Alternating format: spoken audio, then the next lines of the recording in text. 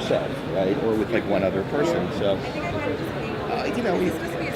it felt like people were, for the most part, laughing at the right things and cheering at the right things. And that's all you're really trying to do is communicate, right? I mean, and so those experiences are sort of like watching yourself have an important conversation that you spent a year preparing for. And you're sort of going, I wonder if it's landing. Am I a good communicator? Oh, did I fail that? Oh, so it's not really relaxed. It's interesting. Has it been sort of the thing for you through the media process of like having the entire vision in your head and knowing people can only see snippets of it and just wanting to shout like, just wait. So how have you been sort of like preparing yourself for all the things? Like, how's it been for you? Well, I'm old enough to not become terrified of the internet anymore because there's no value in being terrified of it. It's going to do whatever it's going to do, and typically, if an object is sound, people will find it. I was really frustrated, and by the way, like when nobody got fuck Batman, I kind of understood it because it's context like that. It's so different when you see it where it's in context versus it isn't. The only thing that really sort of bent me out of shape was not about me. So I'm used to reading terrible things about me, was Anna, and the way, the internet turned its dark heart on her, for no reason whatsoever except, because half of America is apparently an asshole now. And so, and that was awful, and I'm really happy she's getting really recognized in the reviews that I'm daring to read because she deserves it, and she was doing great work and a really innovative take on the character.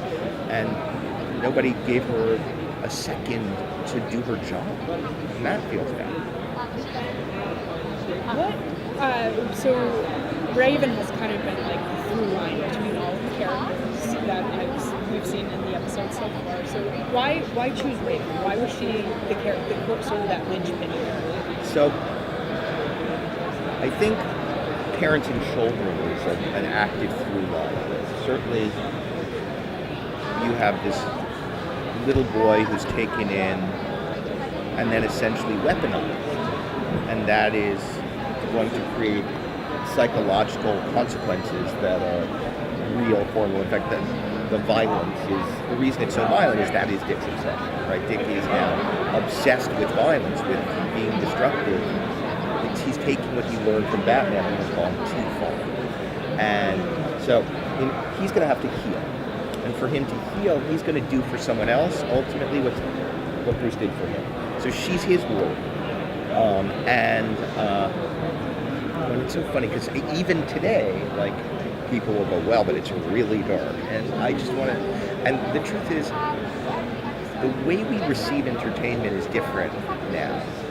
I've spent my life writing features, and if we were talking about a feature, you would have seen the whole feature.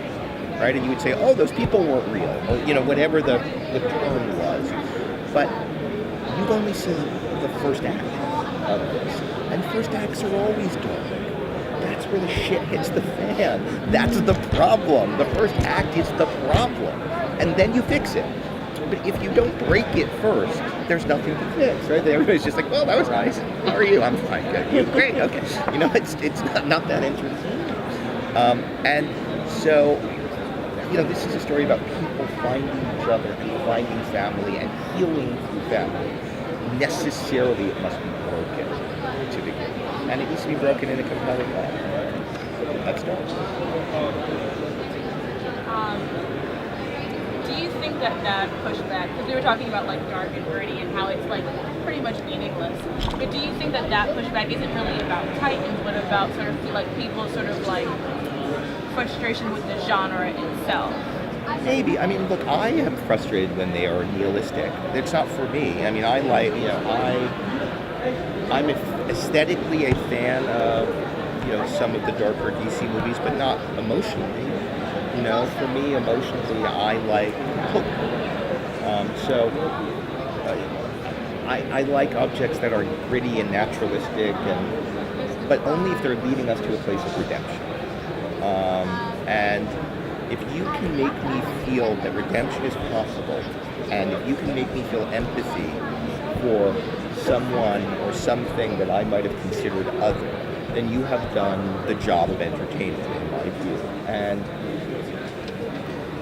that's what we all strive for, however you get there, right? It's identification, connection, but still, some blood is not to people's taste, and that's okay too. I mean, you have this Daredevil poster. That's probably that's our closest cousin, right? Or the Marvel Netflix shows, and openly. I mean, we were like, well, those are kind of our favorites, but we probably want a little more. Those are probably a little more. Even those are a little more realistic than we are, but we may be a little bloodier. I can't tell. As far as like the world building and putting everything together, team of the like 4 different iterations of each shows, but paired with this more realistic and kind of violent world, and one that where there's like kind of at the end of the tunnel, and maybe not right now. How do you figure out the dynamics of what happens with this character, and when they get together for the first time, for like that family, Well, how do you figure that out? Well, we knew that really the first season is what you would consider typically an origin episode. So we knew that the team wasn't really going to be a team until the end of the season. So it's not like we pick up a Titan every week and, it is, it's a complicated forming, breaking apart forming. As you saw at the end of episode 2, Dove is not doing particularly well. So there's a lot of, it's not like she's back up in action in episode 3. Like we're trying to treat these things realistically. So the outcome goal was to do that over the course of the season. How and when is just about plotting in the same way that what's great about these shows these days is they are 12-hour, 13-hour, 10-hour movies. So you just break it out in the same way you would break out anything. It's actually in some ways, it's more complex, but more gratifying than when I used to work on Fringe, where we could do it every 3rd episode. And then you had to have 2 monsters of the week in between. Just one more question. If you could.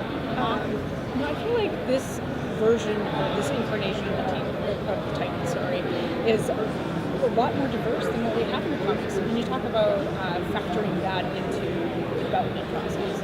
Yes, I mean, I think that finally we are in a world that is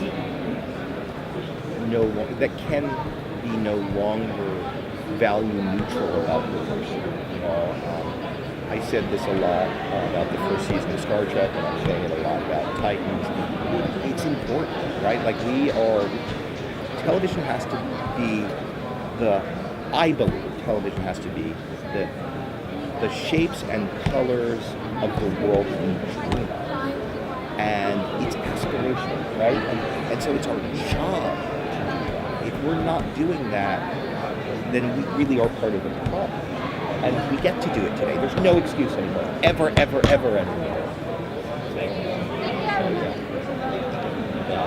Thanks, guys. Thank you. Thank you. Thank you.